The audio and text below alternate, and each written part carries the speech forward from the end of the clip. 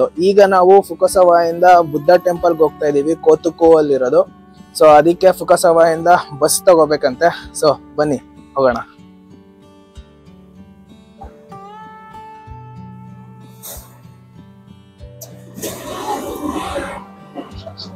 So ಇದು local bus.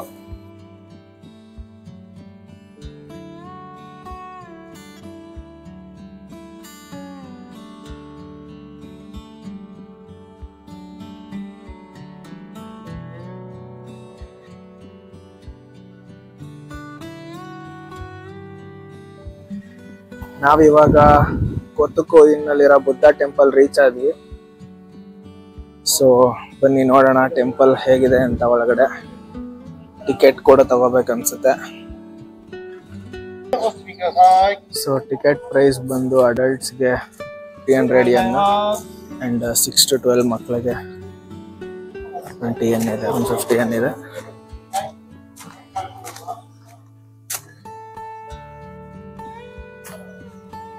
So ನಮ್ಮ friends already ticket ತಗೊಂಡಿದ್ದಾರೆ.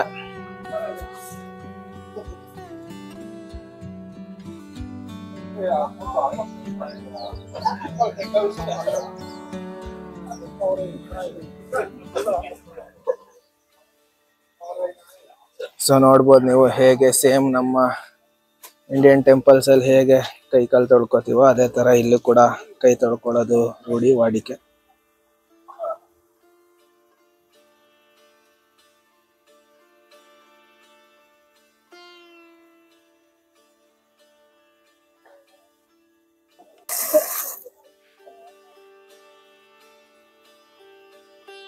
ಎಸ್, ಇದೇ ನೋಡಿ ಬುದ್ಧ ದೈಬುತ್ಸು, ಕಾಮಾಕುರ ದೈಬುತ್ಸು ಅಂತ ಕೂಡ ಕರೀತಾರೆ. ದೈಬುತ್ಸು ಅಂದ್ರೆ ದಿ ಗ್ರೇಟ್ ಬುದ್ಧ ಅಂತ. ಸೊ ಇದು ಬಂದು 13.35 meters ಹೈಟ್ ಇದೆಯಂತೆ. Completely made up of bronze ಅಂತ ಹೇಳ್ತಾರೆ. ನೋಡ್ಬೋದು ನೀವು ಎಷ್ಟು ದೊಡ್ಡದಾಗಿದೆ ಅಂತ.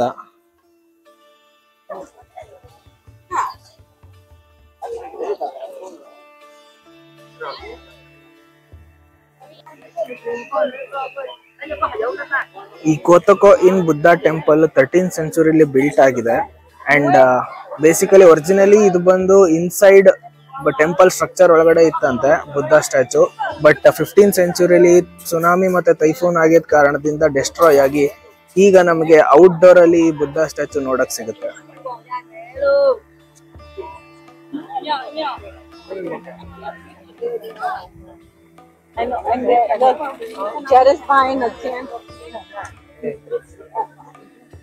ಈ ಬುದ್ಧ ಸ್ಟ್ಯಾಚು ಇನ್ನೊಂದು ಸ್ಪೆಷಾಲಿಟಿ ಏನಪ್ಪಾ ಅಂತಂದ್ರೆ ಹ್ಯಾಲೋ ಸ್ಟ್ರಕ್ಚರ್ ಇದೆಯಂತೆ. ಸೊ ಈವನ್ ನಾವಿದ್ರ ಇನ್ಸೈಡ್ ಕೂಡ ಹೋಗ್ಬೋದು.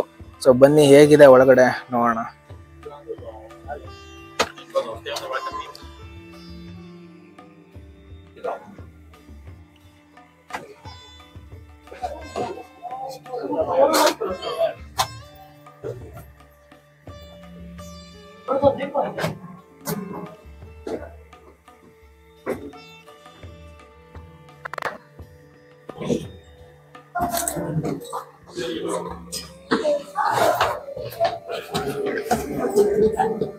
ಸೊ ನಾವು ಸ್ಟ್ಯಾಚು ಒಳಗಡೆ ಎಂಟ್ರಿ ಆಗಿದ್ದೀವಿ.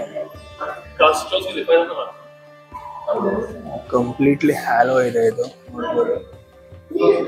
ಆಚೆಯಿಂದ ಏನ್ ನೋಡಿದ್ವಿ ನಾವು ಸ್ಟ್ಯಾಚು ಒಳಗಡೆ ಫುಲ್ ಹ್ಯಾಲೋ ಇದೆ. ಅಂಡ್ ತಣ್ಣು ಕೂಡ ಇದೆ ಒಳಗಡೆ, ಕೋಲ್ಡ್ ಫೀಲ್ ಆಗ್ತದೆ.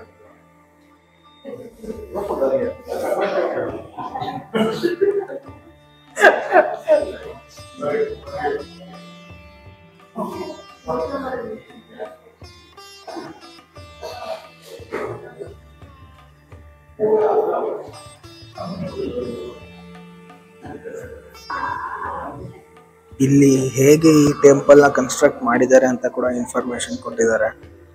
ಯಾವ ಟೆಕ್ನಿಕ್ ಯೂಸ್ ಮಾಡಿದ್ದಾರೆ ಅಂತ ನೋಡ್ಬೋದು ನೀವು. ಅಂದ್ರೆ ಹ್ಯಾಲೋ ಆಗಿ ಕಾಮಾಕುರ ದೈಬುತ್ಸು ಬುದ್ಧ ಸ್ಟ್ಯಾಚುನ ಬಿಲ್ಟ್ ಮಾಡಿದ್ದಾರೆ.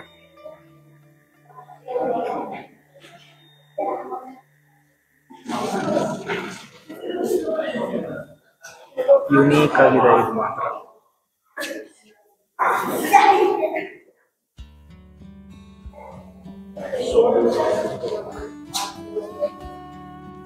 ಕೂಡ ಹಳೆಯ ಶಾಸನದ ರೀತಿ ಕಾಪರ್ ಪ್ಲೇಟ್ ಮೇಲೆ ಬಂದಿದ್ದಾರೆ. ಜಾಪನೀಸ್ ಅಲ್ಲಿದೆ.